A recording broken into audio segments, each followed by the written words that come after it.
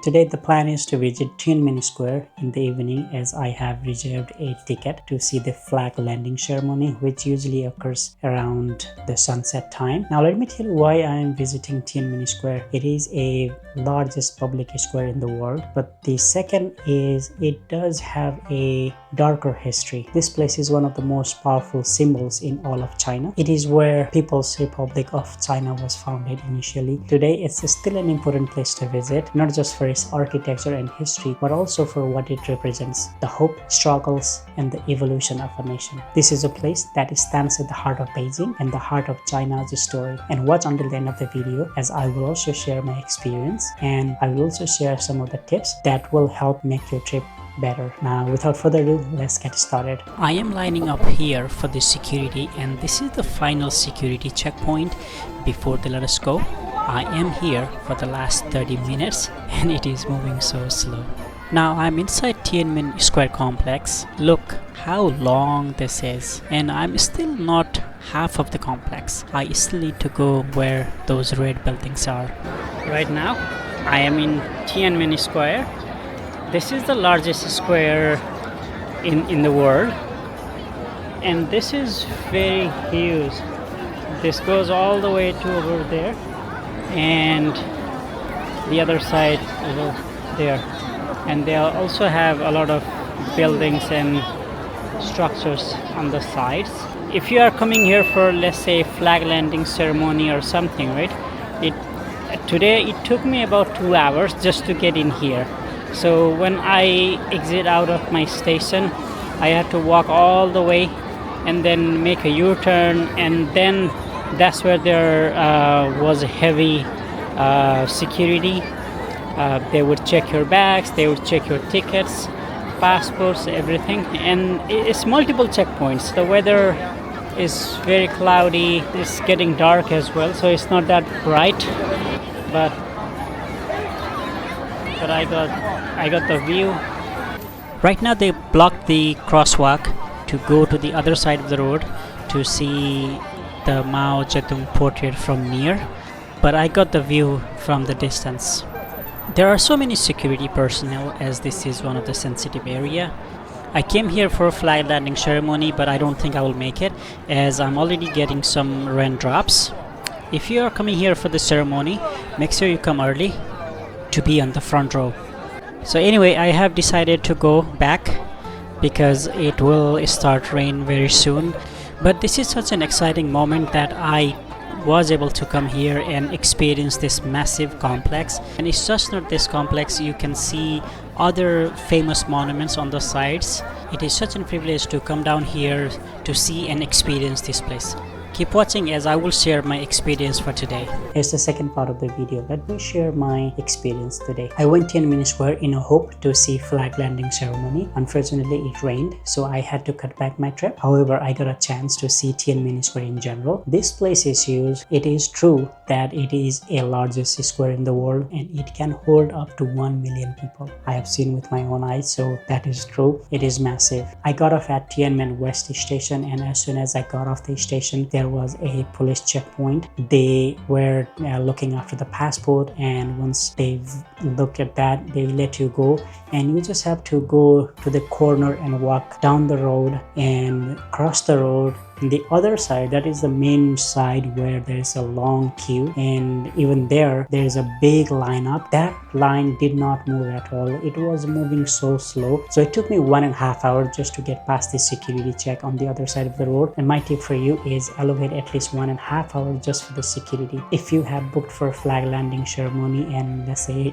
it starts at 6:30, don't be there at 6. You may miss it. The site is so big, it will take time for you to explore everything, and by the time when it's the ceremony, you will be there because as you are already there. So have sufficient time for the security. And I also noticed that the security is very strict. It is somewhat similar to airport style. They will check everything. You have to put everything on the belt, so make sure you pack light. Maybe you have some water and snacks. Be very light. As soon as you clear the security and walk past towards the east on that complex, on the right hand side there are shops that sells water and snacks. That is an option there, but keep walking until you see the big open complex, and that is the actual Tiananmen Square. You will know looking at all the crowd, everybody is there taking pictures and walking. So that is the Tiananmen Square. The other tip I would share for flag landing ceremony is if you are just going for that region, make sure you reach there in advance, because the front space is already taken by people and you may be lining up at the back, which may make a bit difficult to see the flag landing. The day I went, they blocked the street across where you would see the Mao Zedong portrait, so I could not really go near to the portrait and see, but I was a bit far away and I still got a sense of it. I was there until 6 p.m. and it started raining, so I had to come back. But if the rain hadn't come for another 20 or 30 minutes, then I would have been able to see the flag landing ceremony. But it's just unfortunate for this time I couldn't do it, but I hope that you will be able to make it. Maybe take some umbrellas with you or some ponchos, at least you do not have to walk out like me. Getting there is not a big deal. Like I said, the subway station is right there. You can get off at Tiananmen West station and walk about 15 or 20 minutes, but also that 15 or 20 minutes includes the line up for the security. Make sure you take your passport, because the police there will check that, and also you will need to validate your ticket. It has dual purpose, so take your passport with you. So what I observed is the best time to visit there is either early mornings or late afternoons, like the time I went, because it wasn't that crowded. However, the security took long. That is a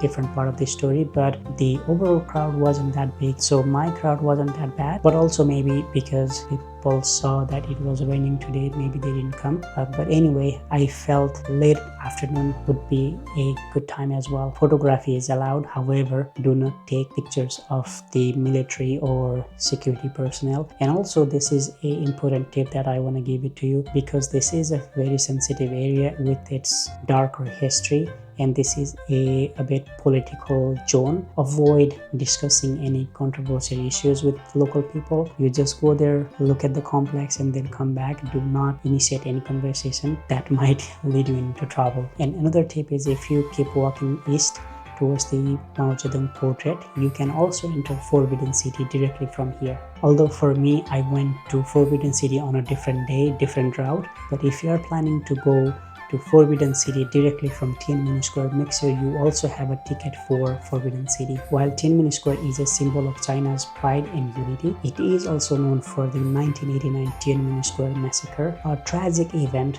that remains a sensitive topic even today. There are monuments on the sides, such as there's a parliament, there's a museum, there's even a Mao Zedong museum. So if you have time, explore those places as well. Some places are ticketed, but some places are free, but you still need a ticket, like how you had a ticket for Tiananmen Square. If you're only focused on looking at the complex, nothing else, maybe just the Mao Zedong's portrait, I think about spending 1 hour is enough. The only time it takes is for the security, but if you want to try other monuments nearby, then you may need more time. I will also put a video explaining how to buy tickets. Although tickets are free, you will still need to make a reservation. So in that video, I will show you how to do it through WeChat or whatever options you have available there. There are 4 different slots that you can choose. You can either go to the flag raising ceremony early in the morning or throughout the day, and also in the evening. Regardless what time you want to go, you will still need to book a ticket. You just have to reserve it. It is free, but they tend to go very quickly. So if you are planning to visit this site, make sure that you book in advance and reserve a place. I am leaving for Xi'an tomorrow, so this is my last day in Beijing. Unfortunately, I could not experience flag raising or flag landing ceremony this time, but who knows, I might be back again and just experience those two. In conclusion, I highly suggest that you come to this place. This is free, it does not cost anything, and it is very widely accessible. It is in the heart of Beijing. This place plays an important role in Chinese life. It will be an opportunity for us to see that. So come here and spend some time. With this is the end of my video. I'm visiting China for 15 days and I'll be posting a lot of videos about China, and support my channel, like and share, and also comment down below if you have any questions and comments, and I will see you guys in another video.